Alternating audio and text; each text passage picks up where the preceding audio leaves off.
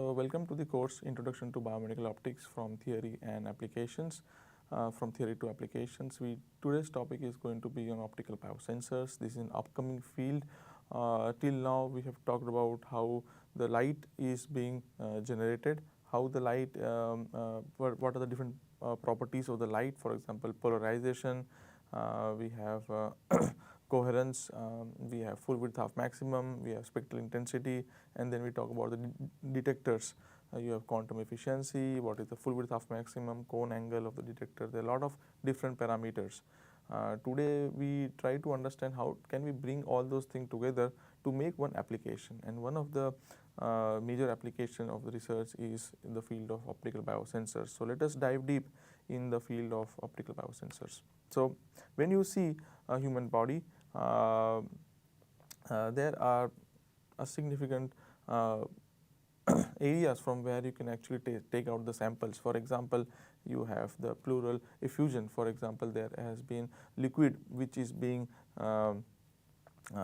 inside the lungs for a long time because of the tuberculosis, right? So the doctor may actually, using an injection, remove that that fluid, and from that fluid they can actually tell which are the different pathogens or any disease they are trying to figure it out.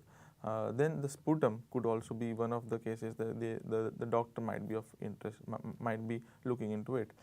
Then if they are looking for any disease within the brain, then they might look into CSF, that is cerebrospinal fluid, or they can actually look for any area within the bronchi, that is a bronchoalveolar lavage fluid. They could also look, that is the major of the time that we go to the hospital, they actually look for the blood sample. And then finally, one of the other example is the urine, that is they actually look into. So these are the different kinds of fluids that people actually look into. There are also a different other way to assess, that is using the tissue. For example, you can use a small brush, that is a cytology brush that you can see over here, and they can graze on the surface of the skin of the tongue or the inner buccal mucosa, that is the inner cheeks, inner surface of the cheeks. They will brush it and then they slide it onto a glass slide, and then they apply some kind of a staining agent, and then they see under the microscope. They could also see some kind of biopsy, some kind of lumps that are being generated on the tongue or in an oral cavity or any over throughout the body, and they can actually take that using the biopsy punch or any biopsy forceps, and they can again slice it into hundreds of micrometers and then stain it and then see it under the microscope. There are also in vivo clinical application, like for example endoscopy, and they actually see it within the oral cavity. Okay, so these are the tissue way, the approach to analyze, and then you have the fluid approach to analyze.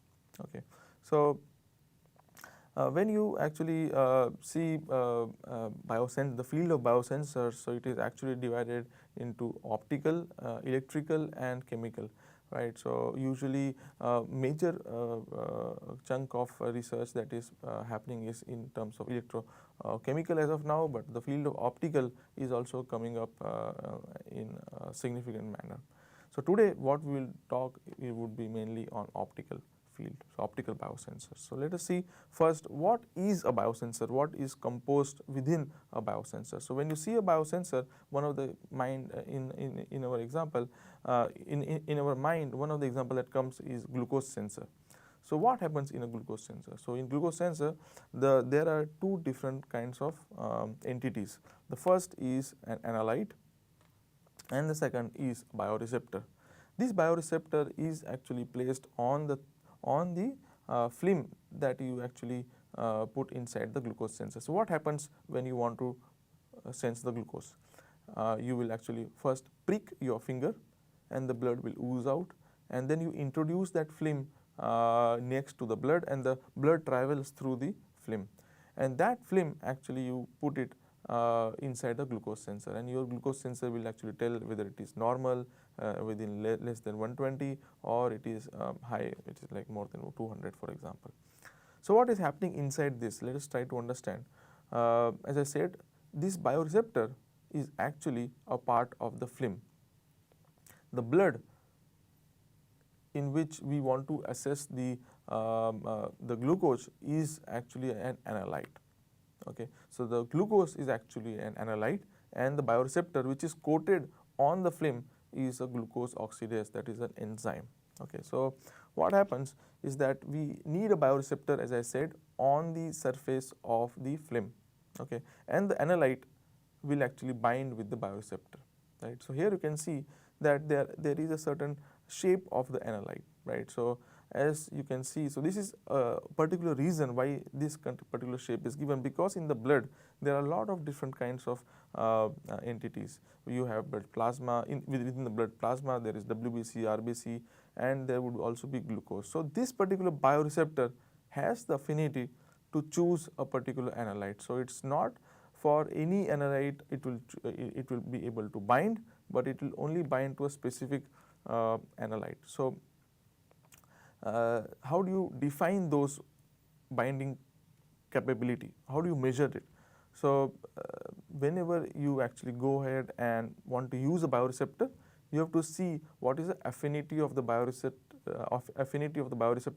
to bind with that particular analyte. For example, in this case, the affinity of the bioreceptor called glucose oxidase has a very high affinity to bind with glucose. Okay, so the analyte, the glucose will actually have a lot of probability to bind with this glucose oxidase. Okay, so now understanding that the analyte has bound with, has actually made a bind with this bioreceptor, it needs, we need to get some voltage out, right. So, we need to get some numbers out of it, right. So, this binding will not result into a number, right. So, you need to convert this binding. So, how much is the binding? For example, the binding is 10%, binding is 20%, binding is 30%. So, how do you give from these numbers to the actual numbers, that is 120, 200. So, you need to convert this into current. So, you actually have a battery inside and you pass it through this film in a broad sense, and you see the change in the current based on the binding. So, if the glucose level is less, there would be less percentage of binding, for example 30%, and it will give you a change in current of maybe 20 milliamperes, and it will give you the level of glucose is around normal, it is around 120. But if there is a significant large number of glucose, the binding will also be significant. So, it will give you different, the change in the current would also be more, maybe 50 milliamperes, and that will give you a higher number of glucose level, maybe 200 or 210, right. So, you need one transducer which shows the change in current, or if you are working with light, it will change, it will show you the change in the detected voltage. If you work with application of heat, then it would be the change in temperature, you can use a thermistor. If you want to are detecting a change in pH levels, then you can use a pH electrode. Mass change, you can be quantified using quart electrode, right. So, whatever the biological changes that is happening, you need to convert into a measurable terms, and that you can do it using transducer. So, all the output of transducer would be also always current or voltage. Okay. Once you get the voltage or change in current, you actually drive it using the electronics. You can amplify, you can perform signal conditioning, and then finally you display. Okay. So, let us see what are the different kinds of optical techniques that we can use to diagnose any disease. Okay. So, one of them is surface plasmon resonance. This is a kind of upcoming field, and a lot of people have already started to work on this field, and this is having a lot of, this is kind of a hot research field. Fluorescence, as we have already discussed, is one of the application. We will see how people are using fluorescence to make optical biosensors. Then we have surface-enhanced Raman spectroscopy. So, we talked about Raman spectroscopy as well, but how can you actually enhance the Raman spectroscopy measurements by changing some, doing some kind of tricks. So, let us see those things. So, first thing let us talk about is surface plasmon resonance. So, what happens in surface plasmon resonance? So, let us shine a light, a laser light on a gold coin. So, what do you think is happening? Take a time, maybe you can pause the video and just think about it, what is going to happen. So, when you shine a light the first thing that comes into your mind is that it will reflect back, right? There is nothing that is going to happen strangely.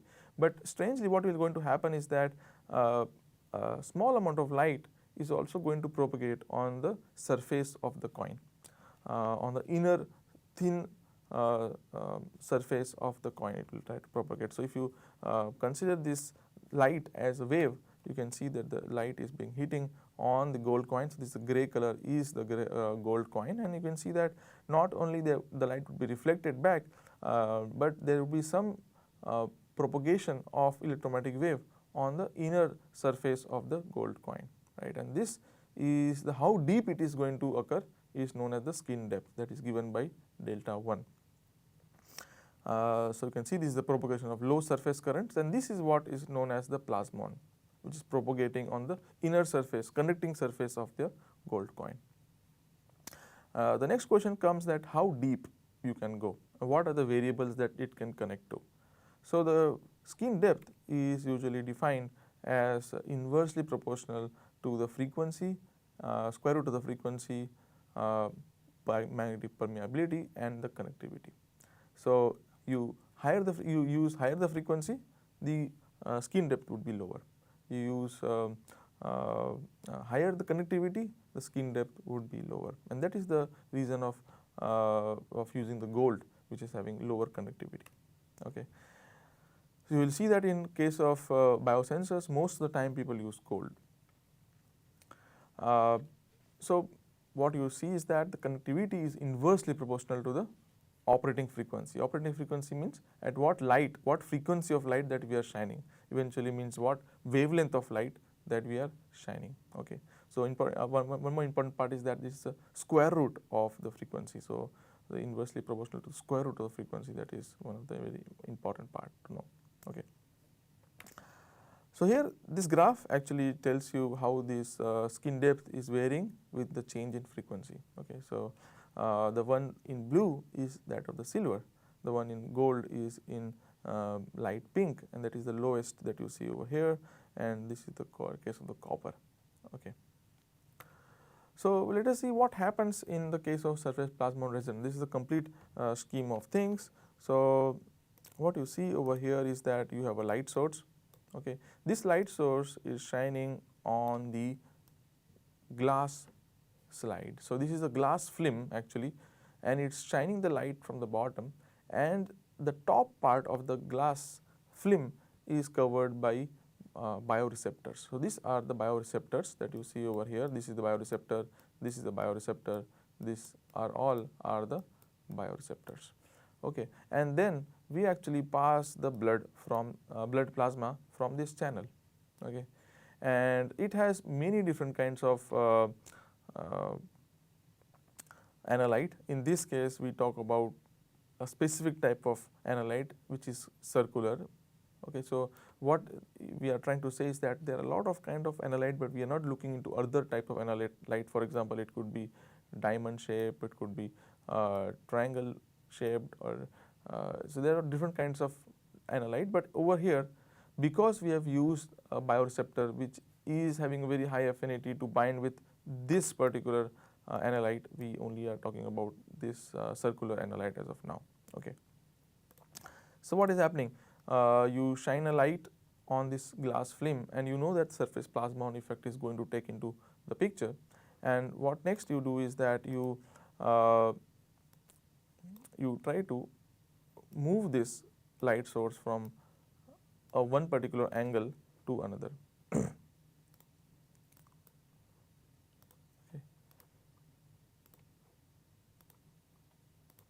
So you try to move, this is the angle theta. Okay. This is the angle theta, and you will just try to move it from the top to the right hand side. In the same way, you also move the detection unit, making the same angle theta. Okay. So what you see is that in the case there is no binding. Okay. When there is no binding, you will see the graph something like this. On the left hand side bottom, there is a resonant throw at a particular angle. So at one particular angle, the dip would be kind of very much significant in the detected voltage. So you shine the light from over here, and you get, after it interacts with the bioreceptor, you get the output light from over here. What you see is that if there is no binding, the dip is going to be, for example, 30 degrees, at 30 degrees. Okay. But then as the analyte is passed through and there is a certain binding going to happen, maybe 10%, 20%, 30%, there is going to be a shift into this dip. Okay. So there would be a shift over here, and this change in this resonant peak is what needs to be quantified. So this change in the angle needs to be quantified. So if you see earlier when you talk about the glucose sensor, we talked about the change in the current. In this, we talk about the change in the angle of the resonant peaks based on the binding that is going to happen. Okay. Another way to look into it is you keep this angle theta to be constant, and you try to see, as you apply the blood plasma, how the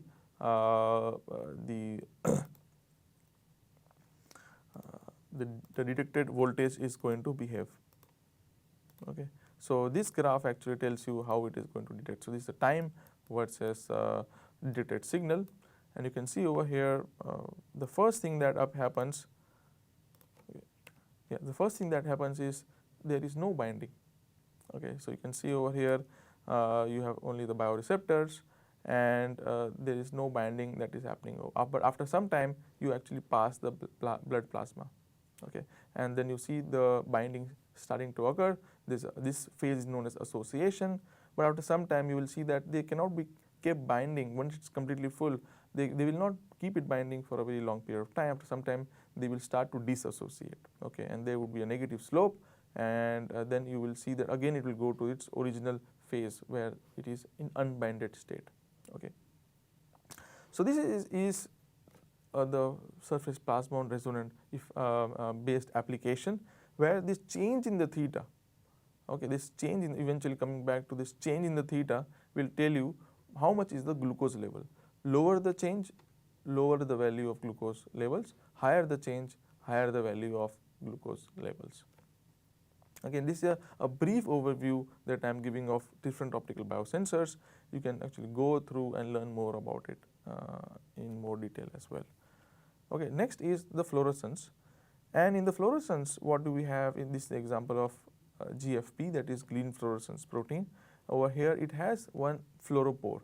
Okay, so when you actually shine a light of a particular wavelength, it will absorb, and then it will re-excite at a different wavelength, of course at a higher wavelength, and that is Stokes shifted wavelength that we already discussed in the case of fluorescence application, right. So here in the substrate, we don't just have the bioreceptor, but we also have the analyte along with the fluoropore. Okay. So the fluoropore again needs to have one binding element which actually binds, which again has a very good affinity with this analyte again. So this is not just the fluoropore, but again you need to have one more entity which is attached to a fluoropore. The fluoropore directly cannot bind with analyte, so you need to have one more entity which attaches with the analyte, and that entity also attaches with the fluoropore. Okay, and with this you can actually see that the regions which are attached with that particular analyte, you can actually try to sense. For example, the case of glucose, if you see under a microscope, the regions which are having glucose will light up. Okay, because we are using a fluoropore to bind with that particular glucose analyte. Okay, so this is the case of fluorescence-based biosensors, and then finally we talk about surface-enhanced Raman spectroscopy, that is also known as SERS. So in this case, what is happening is very much similar to what we discussed some time back. That is, this is a substrate, and on the substrate we have again the bioreceptor, and then when we on that, the analyte, that is the glucose molecule, will actually get fixed. So this is the case of normal case that you see over here. But what do we do extra is that we use a gold nanoparticle. It could be a spherical nanoparticle, it could be cylindrical, it could be star shaped.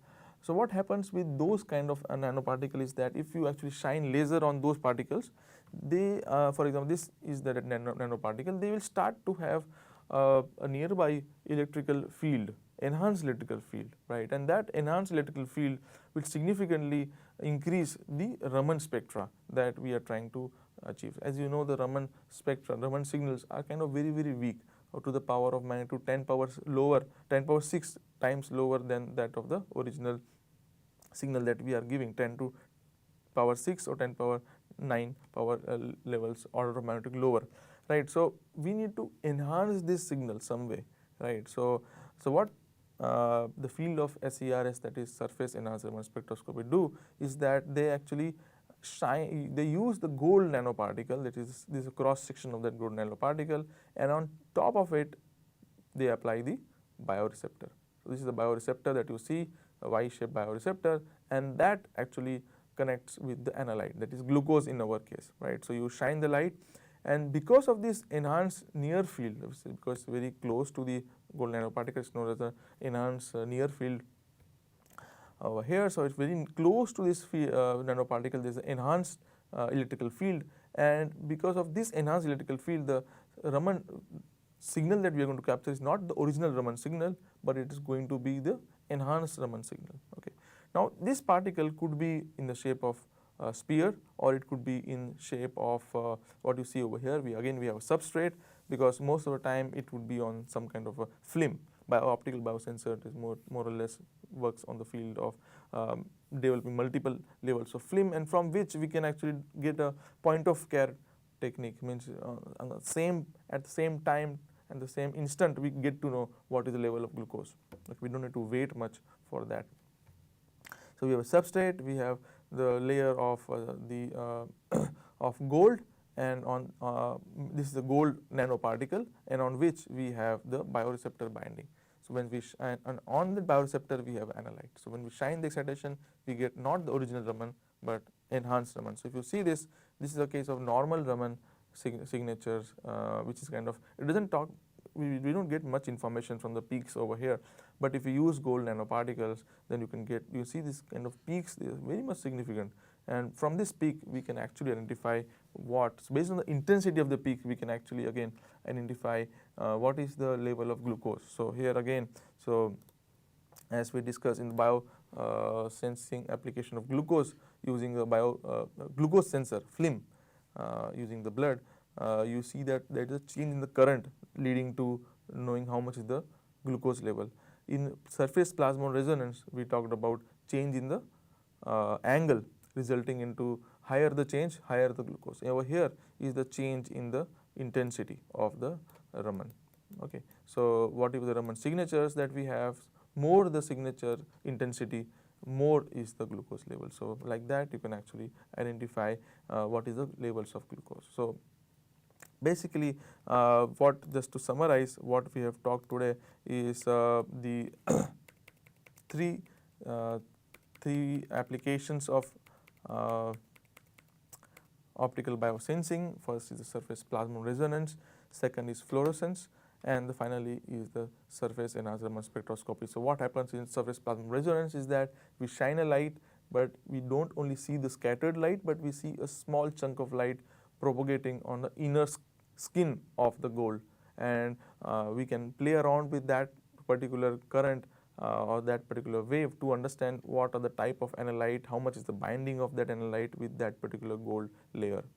Fluorescence, we talk about, we attach this fluorophore with the analyte through another entity, okay, and then we again try to see what is the change in the fluorescence light intensity. More the light intensity from the fluorescence, more is the constituent of that particular analyte. And then surface enhanced Raman spectroscopy, where we actually start to use nanoparticles, gold nanoparticles, and on the gold nanoparticle we actually bind the bioreceptor, which eventually binds with the analyte. Okay, and we because of this gold nanoparticles, because of the enhanced field created on the near field of the gold nanoparticle, because we are shining the laser, we actually not only get the Raman signature, but we get a enhanced Raman signature to understand what are the different peaks of the Raman, and to see how much is the